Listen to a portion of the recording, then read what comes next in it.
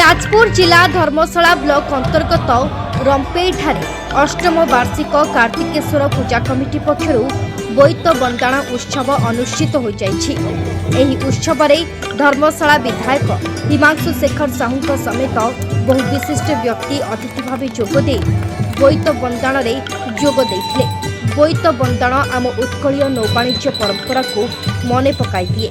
दिन थिला ओडिया साधक पुओ माने बोईतरे जाभा, सुमात्रा, इंडोनेशिया, बार्नियो भली देशमानकु समुद्र पथरे जाई आम देशकु धन संपद बोही आनुथिले। आमे समृद्ध होइथिलु। तेणु बोईत बंदाण उत्सव आम परंपरा और सांस्कृतिक पटभूमि को आमको मने पकाई दिए। सही क्रम में आज रंपेई कार्तिकेश्वर पूजा कमिटी पक्षर आयोजित बोईत बंदाण उत्सव में जोगदे मु आनंदित बोली विधायक कहते। निश्चय जो मुझे तो धन्य मन कर जो जगह ये पत्थर पहाड़ जगार जो नदीटे ना से जगह पोखरी समस्त ये प्रचेषा करी मुझे तो भाव धर्मशाला प्राय सबुठ बड़ आज बोईत ये जगह भसाई। तेणु यहाँ आम गोटे धर्मशाला गोटे गर्वर कथा, यहाँ गोटे शुभ प्रतीक।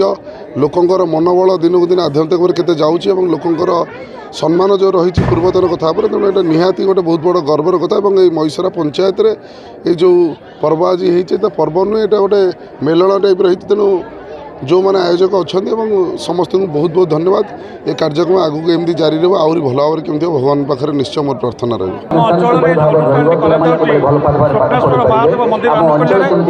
जो कार्तिक पूर्णिमा बोईत बंदाण महोत्सव ये दीर्घ 8 वर्ष ऊर्ध्व ये दुईटी पंचायत सोमवार पंचायत और बईसर पंचायत मिलित आनुकूल्य अनुष्ठान प्रतिवर्ष एमती समागम हुए जनसमागम होती। ए वर्ष जहाँ माननीय विधायक धर्मशाला जी की नुआक विधायक श्रीजुक्त हिमांशु शेखर साहू महोदय आसिक आम गाँव उपस्थित होते।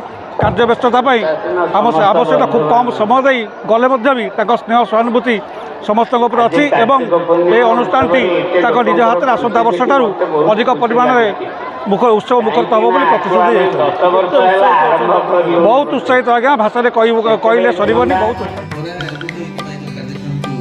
धर्मशाला सुनील सागर दास को रिपोर्ट, उत्कल मेल टीवी।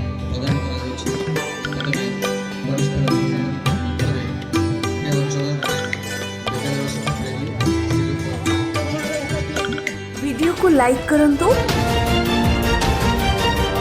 आम चैनल को सब्सक्राइब करंतु,